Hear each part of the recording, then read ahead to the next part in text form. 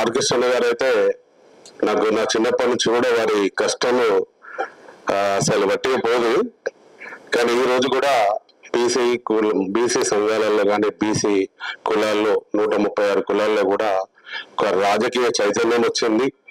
మనం కూడా ఎందుకు వెనుకబడిపోయినాము, ఎందుకు వెనుకబడిపోతున్నాము, మరి ఎందుకు మనం ఈరోజు రెడ్డిలను దొరలను ఎందుకు మనము ముఖ్యమంత్రులు చేయాలి, ఎందుకు మంత్రులు చేయాలి అనేది కూడా ప్రతి ఒక్కరు ఈరోజు ఆలోచిస్తుంటారు. ఎందుకంటే నేను మున్నూరు కాపు కమ్యూనిటీలో 20 సంవత్సరాల నుంచి ప్రతి గ్రామము, మండలం, జిల్లా, మరి వేరే ఇంకా ఆల్ ఇండియా కాపు దానిలో కూడా నేను ప్రెసిడెంట్గా ఉన్నాను. 29 రాష్ట్రాల్లో నాకు సంబంధాలు అందరితోని మీటింగ్స్ కూడా నేను వెళ్తుంటాను. మొన్న అమెరికా కూడా వెళ్ళొచ్చినాను. అక్కడ కూడా బీసీలలో నేను అక్కడ ఆప్తానే ఒక కాపులో జరిగినప్పుడు 2 ఈవెంట్లు అటెండ్ అయినాను. వైట్ హౌస్ దగ్గర వాషింగ్టన్ డీసీలో, మన టెక్సాస్ లో. అక్కడ పద్మశాలీలు, గౌడ్స్, చాలా మంది పిల్లలు కూడా చదువుకున్న వాళ్ళందరూ, ఇండస్ట్రీలో ఉన్న వాళ్ళందరూ కూడా అందరూ కూడా కలవడం జరిగింది. కానీ వారందరూ కూడా అమెరికాలో కూడా వాళ్ళందరూ ఆవేదన. ఎందుకంటే ఇక్కడ ఒక్కసారి కూడా ఈ 2 తెలుగు రాష్ట్రాల్లో ముఖ్యమంత్రి కాలేకపోతున్నామన్నా అని అందరూ అడుగుతున్నారు.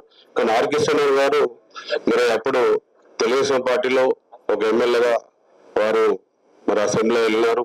తర్వాత మళ్ళీ మరి వైఎస్ జగన్మోహన్ రెడ్డి గారి ఆధ్వర్యంలో కూడా రాజ్యసభలో ఉన్నారు. మళ్ళీ ఈ రోజు మరి ప్రధానమంత్రి గారు మోడీ గారు పిలిచి మళ్ళీ రాజ్యసభ గౌరవంగా మన బీసీ కులానికి వారు ఇవ్వడం కూడా చాలా సంతోషంగా ఉంది.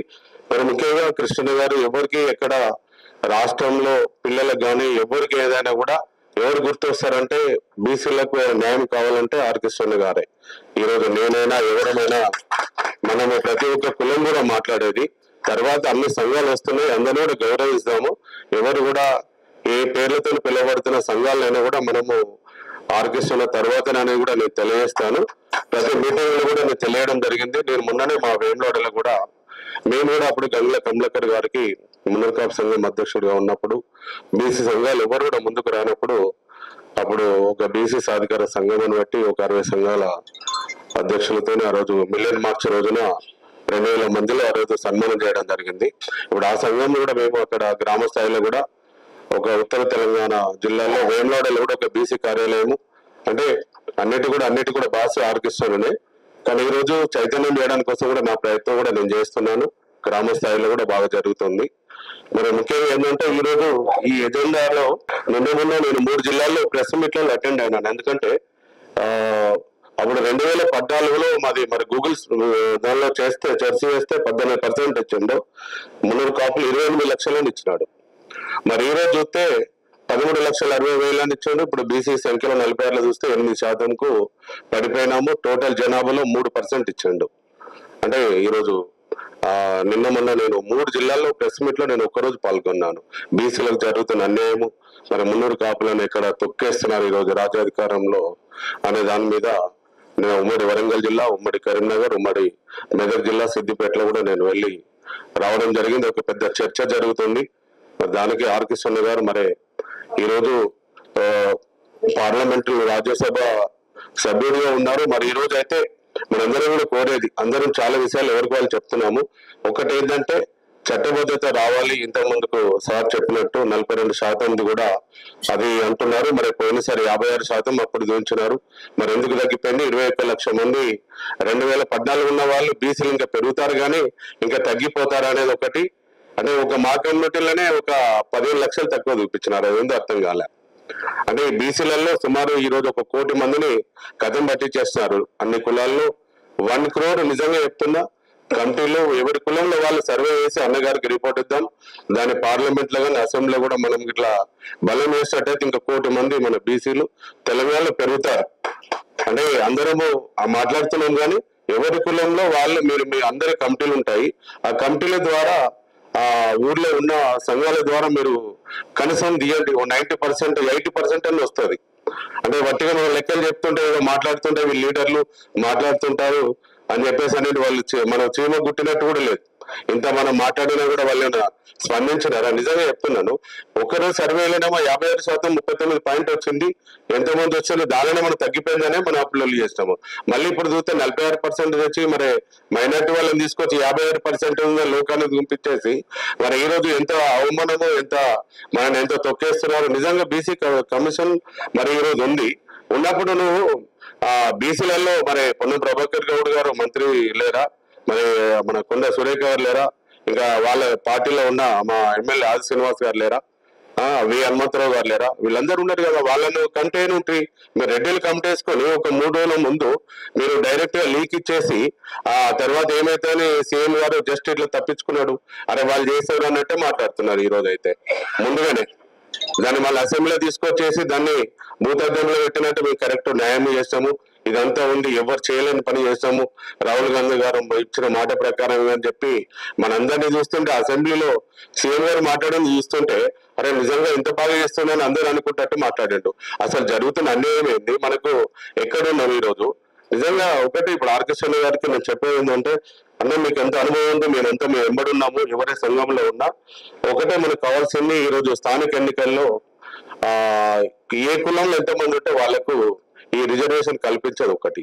ప్లస్ పార్లమెంట్ లో కూడా రేపొద్దున మీరు వచ్చే 4 సంవత్సరాల టైం ఉంది, అందరం కూడా కలిసి యూనిట్ గా మస్తు మీటింగ్లు పెట్టుకుందాం, అందరం కలుదాము, అన్నను ముందర పెట్టుకొని రేపు పార్లమెంట్ లో కానీ అసెంబ్లీలో కానీ రేపు అన్ని కులాలు గడపదొక్కే, అసెంబ్లీ గడపదొక్కాలి, పార్లమెంట్ గడపదొక్కేటట్టు అన్న మీరు చేయండి, మేమందరం కూడా సపోర్ట్ ఉంటాము. ఈ రెండు మీరు చేసినట్టయితే ఈరోజు మీ జీవితం సార్థకమవుతుంది. బీసీలకు కూడా మేము ఎప్పుడు కానీ రాబోయే కాలంలో మా తర్వాత యువకుల కన్నా న్యాయం జరుగుతుంది. ఇది మనం ఎంత చేయగలిగితే మన కులాలు అన్ని కూడా ఈరోజు నామినేటర్లో చూడండి, నామినేటర్లో మాకు ఒకటి కార్పొరేషన్ నాదే చెప్తాను, ఇంకా వేరేది కాకుండా మున్నూరు కాపులకు అసెంబ్లీలో మేము కార్పొరేషన్ అందరికి ఇస్తుంటే మేము అడిగినాం. శ్రీరాబాబు గారు అబ్బా మున్నూరు కాపులు ఎక్కువ సంఖ్యలో ఉన్నారు, వీళ్ళు మున్నూరు కాపులు వాళ్ళకు కార్పొరేషన్ అడుగుతున్నారు, వాళ్ళ అధ్యక్షుడు కొండ దేవయ్య గారు, మరి వాళ్ళకు ఎక్కువ సంఖ్యలో ఉన్న వాళ్ళు కార్పొరేషన్ ఇవ్వాలని అప్పుడు కేసీఆర్ గారి దగ్గర అప్పుడు అసెంబ్లీలో మాట్లాడినారు. అబ్బా మేము ఎంత బాగా చేస్తారు అనుకుని కూడా మా వాళ్ళు 26 మంది పోటీ చేస్తారు, ఏది 10 మంది బీఆర్ఎస్ లో చేస్తారు, మళ్ళీ 6 బీజేపీలో చేస్తారు, మిగతా ఇండిపెండెంట్ చేస్తారు, కాంగ్రెస్ లో 3 ఇచ్చినారన్న. ఎంత అన్యాయం, రాజ్యాధికారంలో రావడానికి కోసమని 3 ఇస్తే 2 గెలిచాడు కొండ సురేఖ గారు, ఆది శ్రీనివాస్ గారు. ఆది శ్రీనివాస్ గారు చాలా సార్లు ఓడిపోయాడు, దగ్గర నుండి గెలిపించుకోవాలి, నా బాధ్యత గెలిపించుకున్నాను. సిద్దిపేటలు ఇచ్చింది ఆయన మాకు మున్నూరు కాపో కాదో ఏమో తెలియదు, మేము మున్నూరు కాపాని ఇచ్చేసిండు ఆయన. అయితే అక్కడ గెలిచిందంతా కాంగ్రెస్ పార్టీలో 2 గెలిచారు. తర్వాత ఇప్పుడు గంత పెద్ద సంఖ్య ఉన్నది కూడా ఒక మంత్రి పదవి కూడా ఇవ్వలే, ఒక పోటకాలు కూడా లేదు. ఈరోజు ఎన్ని సంఖ్యలు ఈరోజు ప్రతి ఒక్క కులంలో ఈ సంఖ్యాపరంగా ఉన్న వాళ్ళకు అసెంబ్లీలో ఖర్చు పెట్టుకోవాలని గెలవని వాళ్ళకన్నా కనీసం నామినేటర్లో ఎమ్మెల్సీలో కార్పొరేషన్ లో దీనిలో కూడా వాళ్ళు 13 మంది రెడ్డి కార్పొరేషన్ లో రెడ్డిలు వచ్చారన్న. మా కార్పొరేషన్ ఇస్తామని సొసైటీ చేశారు, కృష్ణ సొసైటీ చేశారు, 5,000 కోట్ల రూపాయలు ఇస్తామని, 3,000 ఇస్తామని, ఏం లేకుండా 50 కోట్లు ఇస్తాం సొసైటీ ఇస్తామని మేము తీసుకోలే. అంటే గింత పెద్ద కులంలో 10 మంది 8 మంది ఎమ్మెల్యేలు మినిస్టర్లు ఉన్న దానిలోనే ఈ కులానికి అన్యాయం జరుగుతుందంటే ఇంకా మనకు బీసీలలో ఎంతమంది పాపం వచ్చి అడగలేని వాళ్ళు, భయపడే వాళ్లకు ఈరోజు మాట్లాడే దిక్కువరున్నారని మీరు తప్ప నాకు అర్థం కాదు. ఇది బాగా ఆలోచించాలి మనం. అసలు అయితే మనం ఏదే కానీ అంటే కొద్దిగా సంఖ్యాపరంగా ఉన్న కులాలు, తక్కువ ఉన్న కులాలు, కొందరికి సర్టిఫికెట్ లేని కులాలు కూడా ఈరోజు బీసీలలో ఉన్నారు ఎంతో మంది కూడా. అలాంటి వాళ్ళ కోసం మన సంఘం అందరం కూడా ఎవరికి వాళ్ళుగా పనిచేద్దాము. రాబోయే కాలంలో అయితే మనం ఒక బలంగా ఒకటే కావాల్సింది, స్థానిక ఎన్నికల్లో మన బీసీలు ఎక్కువ మంది గెలవాలి. వచ్చే 4 సంవత్సరాల్లో ఎమ్మెల్యేలు ఎంపీలకు ప్రతి ఒక్క కులానికి అప్పుడైతే మనం గెలుస్తాం. ఇంకొకటి మీరు బాగా ఆలోచించండి, తమిళనాడులో బీసీలు తక్కువ సంఖ్యలో ఉండి అసెంబ్లీలో, ఓసీలు మొత్తం ఉండి, ఇప్పుడు ఓసీలు బీసీల సంఖ్యకు వచ్చినారు, బీసీలు అక్కడ మనకు ఈరోజు రాజ్యాధికారంలో ఉన్నారు. తమిళనాడు పరిస్థితికి ఇట్లా మనం తెచ్చుకోగలిగితే మనకు తప్పకుండా తెలంగాణలో రాజ్యాధికారంలో రేపు పొద్దున బీసీ ముఖ్యమంత్రి ఉంటాడు, మంత్రులు ఉంటాము. ఈ రోజు 43 మంది రెడ్డిలు ఎంతమంది ఉన్నారో రేపు 43 మంది మనకు కుల గణన ఇది కరెక్ట్ జరిగినట్టయితే రేపు 50%, రేపు 153 కాన్స్టిట్యూన్సీలు అవుతాయి. 50-75లో మన బీసీలో మనం ఉండడానికి అవకాశం ఉంటది.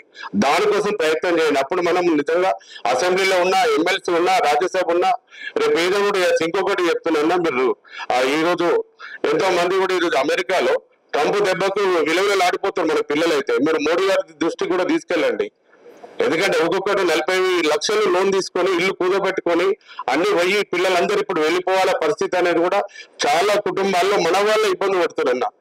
మీరు పార్లమెంట్ లో తప్పకుండా రేజ్ చేయండి దయచేసి. ఎందుకంటే నేను అమెరికా ప్రతి ఆ 2-3 సంవత్సరాలకు ఒకసారి వెళ్తుంటాను. మా పిల్లలు ఎక్కడ ఉన్నారు. ఇంకొకటి ఇంతకుముందు కన్నట్టు ఈ కులగణన సర్వేలో వారు చెప్పినట్టు ఒక్కొక్కరు ట్యాక్సులు ఓసీలు కట్టరన్నా బీసీలు కడుతున్నారు. ఈ రోజు చెప్తున్నా, ఇప్పుడు మా ఇంట్లోకి వెళ్ళి మా 3 పిల్లలు మేము 10 లక్షలు కడతాం ట్యాక్స్.